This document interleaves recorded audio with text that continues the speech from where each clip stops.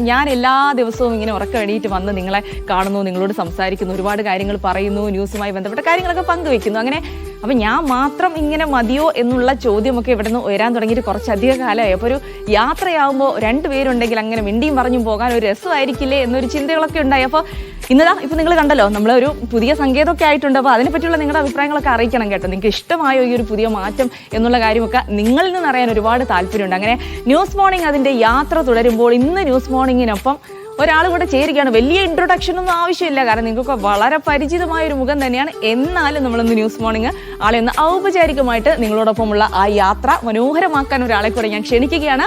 Yes, നമ്മുടെ PC Saifuddin ആണ് ഇന്ന് ഈ യാത്രയുടെ ഭാഗമാകുന്നത്. Saifu please. Thank you. Good morning Jilsy. Good morning. Good morning പ്രിയപ്പെട്ട പ്രേക്ഷകരെ. സത്യത്തിൽ ജിൽസി ഇപ്പൊ എങ്ങനെ അറിയാൻ നിൽക്കേണ്ടത്? ബ്രഹ്മയുഗത്തിൽ മമ്മൂട്ടിയെ പോലെ ഏറെ നാളുകൾക്ക് ശേഷം എന്റെ മനയിലേക്ക് പുതിയൊരു അതിഥി വരും. അപ്പൊ ഞാൻ എങ്ങനെ നിൽക്കണം എന്നറിയോ?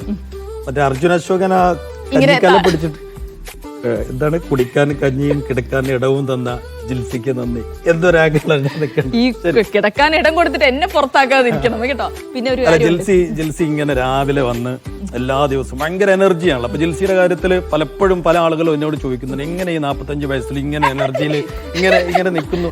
അപ്പൊ എന്നോട് പല ആളുകൾ, പക്ഷെ അങ്ങനെ കുറെ ആളുകൾ പറയും അവരുടെ എനർജിയെ കുറിച്ചൊക്കെ പറയുമ്പോഴും അവര് രാവിലെ എന്നും ഈ രാവിലെ എണീറ്റ് വരുന്നു, വീട്ടിൽ നിന്ന് വരുവാണല്ലോ. അപ്പൊ അതിൻ്റെതായ ബുദ്ധിമുട്ടുകളും പ്രയാസങ്ങളും, ഒരു സ്ത്രീയാണല്ലോ, ആണോ? അതെ അതെ. അപ്പൊ അതിൻ്റെതായ ബുദ്ധിമുട്ടുകളൊക്കെ ഉണ്ടാവില്ല. അവർക്ക് ഒരു ഇടയ്ക്ക് ഒരു ആശ്വാസമൊക്കെ കൊടുത്തൂടെ. പലപ്പോഴും ഞാൻ ഇടയ്ക്ക് വരാറുണ്ട്. ഇപ്പൊ ഞാനും ദിവ്യയും പിന്നെ അമൃതയും ഒക്കെ വരാറുണ്ട്. കാരണം ജിൽസിക്ക് മാമാന്റെ വീട്ടിൽ കല്യാണം ഉള്ളപ്പോഴും ഒക്കെ നമ്മൾ വരാറുണ്ട്. അസുഖം അത് ഈ ആളുകളൊക്കെ പറഞ്ഞൊരു കാര്യം അതാണ്, ജിൽസി കൂടുതൽ ലീവ് ആവാറില്ല, കാരണം അസുഖം വരാറില്ല ജിൽസിക്ക്. ഒരു വലിയ സംഗതി 45 വയസ്സിൽ ഇങ്ങനെ ഷുഗറോ കൊളസ്ട്രോളോ ഇങ്ങനെ പ്രശ്നങ്ങളൊന്നും ഇല്ലാത്ത ഒരു, അല്ല ഇത്രയും പ്രായത്തിലും അസുഖങ്ങളൊന്നും ഇല്ലാതെ ജിൽസി ഇങ്ങനെ കണ്ടിന്യൂ ആയിട്ട് ഈ എനർജിയോട് കൂടി പോകുന്നത് അതൊരു തീർച്ചയായും ഒരു അതിശയകരമായ കാര്യമാണ്.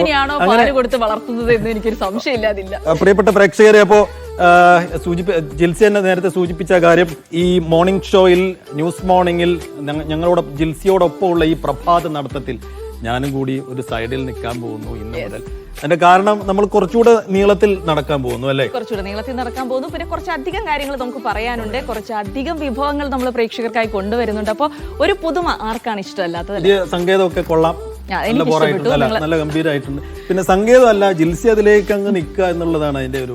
അതെ അതെ, ഇനിയിപ്പോ ഞാനല്ലല്ലോ, ഇനി നമ്മൾ രണ്ടുപേരല്ലേ. അപ്പൊ ആ ജേണി, മനോഹരമായ യാത്രയ്ക്ക് ഞങ്ങൾ ഇവിടെ തുടക്കം കുറിക്കുകയാണ്. അപ്പൊ എല്ലാ കാലത്തും നമ്മളോടൊപ്പം നിന്ന പ്രേക്ഷകർ ഈ സമയത്തും നമുക്കൊപ്പം ഉണ്ടാകും. മാറ്റങ്ങളെ അതിൻ്റെതായ രീതിയിൽ വിലയിരുത്തി ഞങ്ങൾക്ക് പ്രേക്ഷകർ അഭിപ്രായങ്ങളും കമന്റുകളൊക്കെ അറിയിക്കാത്തേറി വിളിക്കരുത്, ദയവായിട്ട് പേഴ്സണലി അറിയിച്ചാൽ. ഇനി മൈക്കിലൂടെ പരസ്യമായി പറഞ്ഞെങ്കിലേ പറയണ നിർബന്ധം ഉണ്ടെങ്കിൽ ആവാം, ജിൽസി അത് എടുത്ത് വായിക്കുകയും ചെയ്യും.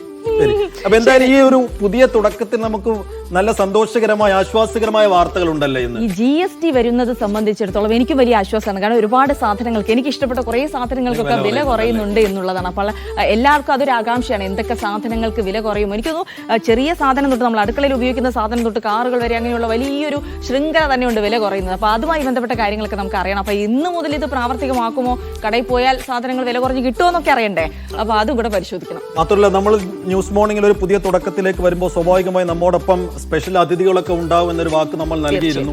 ഇന്ന് ഈ GSTയുമായി ബന്ധപ്പെട്ട് കുറെ വിലക്കുറവുകളും ഉപഭോക്താക്കൾക്ക് ആശ്വാസകരമായ കാര്യങ്ങളൊക്കെ വരുമ്പോൾ സ്വാഭാവികമായും അത് ആധികാരികതയോട് പറയേണ്ട ഒരാൾ ധനമന്ത്രിയാണ്, കേരളത്തിന്റെ ധനമന്ത്രിയാണ്. അപ്പോൾ ധനമന്ത്രി നമ്മോടൊപ്പം ഉണ്ടാവും. ന്യൂസ് മോർണിംഗ് യാത്രക്കിടെ ഏതെങ്കിലും ഒരു സമയത്ത് ധനമന്ത്രി നമ്മോടൊപ്പം കയറി വരും. സ്വാഭാവികമായും ഇന്ന് ഈ വിലക്കുറവുകളൊക്കെ എത്ര കണ്ട് മാർക്കറ്റിൽ, വിപണിയിൽ റിഫ്ലക്റ്റഡ് ആവും. ആണ് വില കുറയും എന്ന് കരുതി രാവിലെ തന്നെ ആളുകൾ സ്വാഭാവിക മാർക്കറ്റിലേക്ക് വരുമ്പോൾ അതൊക്കെ അവർക്ക് കിട്ടാൻ സാധ്യതയുണ്ടോ എന്ന് വളരെ പ്രധാനപ്പെട്ട ഒരു ചോദ്യമാണ്. അത് ഉണ്ട് എന്നുള്ളതാണ്, പക്ഷേ അത് മന്ത്രി തന്നെ നേരിട്ട് പറയണം. ഇനി പ്രേക്ഷകർക്ക് മന്ത്രിയോട് എന്തെങ്കിലും ചോദിക്കാനുണ്ടെങ്കിൽ ഒന്ന് കമന്റ് ബോക്സിൽ ഇട്ടാൽ മതി, ഞങ്ങൾ അത് മന്ത്രിയോട് ചോദിക്കുകയും ചെയ്യാം. അപ്പൊ അങ്ങനെയൊക്കെ നമുക്ക് സംശയമൊക്കെ തീർത്തങ്ങനെ പതിയെ മുന്നോട്ട് പോകാം. അപ്പൊ നമുക്ക് ഇന്നത്തെ പ്രധാന വാർത്തകളൊക്കെ നോക്കിയാലോ? തീർച്ചയായും. പ്രധാന വാർത്തകൾ എന്ന് പറയുമ്പോൾ ഈ കായിക മേഖലയിലേക്ക് വരുമ്പോൾ ജിൽസി, ഇന്നലെ ഇന്ത്യ-പാകിസ്ഥാൻ മാച്ച് നടന്നിരുന്നു. ഇന്ത്യ വീണ്ടും പാകിസ്ഥാനെ തോൽപ്പിച്ചു. അത് ഇപ്പൊ രാവിലെ തന്നെ നമുക്ക് പ്രധാനപ്പെട്ട ഒരു വാർത്തയായി ഇടം പിടിക്കേണ്ട കാര്യം തന്നെയാണ്. കാരണം ക്രിക്കറ്റ് ഇന്ത്യക്കാരുടെ സിരകളിലൂടെ ഓടുന്ന ഒരു സംഗതിയാണല്ലോ. അപ്പോൾ പാകിസ്ഥാനെ കൂടെ തോൽപ്പിക്കും അവർ രണ്ടാമത്തെ വട്ടം. അപ്പൊ അതിന്റെയൊക്കെ വിശദാംശങ്ങളിലേക്ക് നമുക്ക് വരേണ്ടതുണ്ട്. ഒരുപാട് വാർത്തകളുണ്ട്.